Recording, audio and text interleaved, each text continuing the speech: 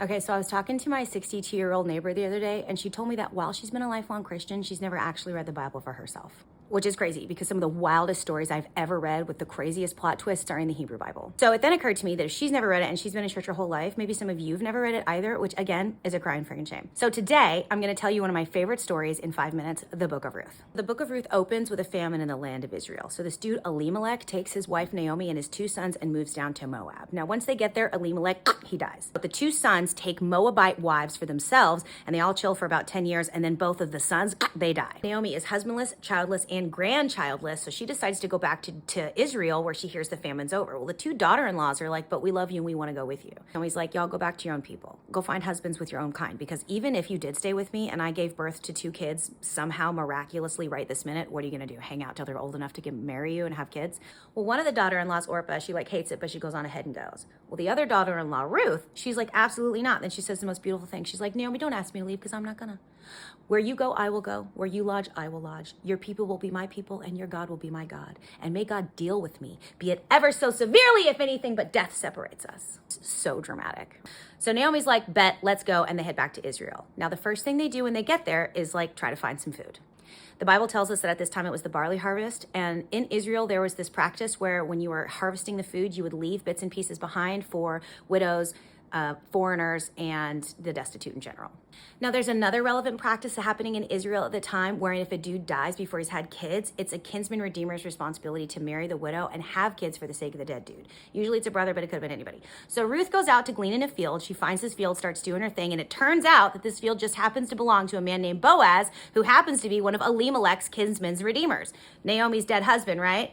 So now Boaz is riding around in his field, just kind of like checking out on his own harvesters, and he spots Ruth doing her thing, and he says to his harvesters, he's like, yo, who's that chick? And they're like, oh, that's that Moabite lady that came up with Naomi. Well, Boaz knows the story, so he goes up to her and he's like, hey, listen, I want you to stay gleaning in this field because you're going to be safe here, i.e. not like R-worded. And he's like, and if you get thirsty, go drink from the vessels that my men have drawn up for you, and you're going to be fine and safe, and don't leave this field. She's like, holy crap, what have I done to earn this favor? This is amazing. And he's like, I've heard what you've done, and it's pretty rad that you're taking care of Naomi the way you are, and I want you to be blessed. Then he tells his dudes to like pull out extra grains and stuff and leave it behind for her so that she can have more.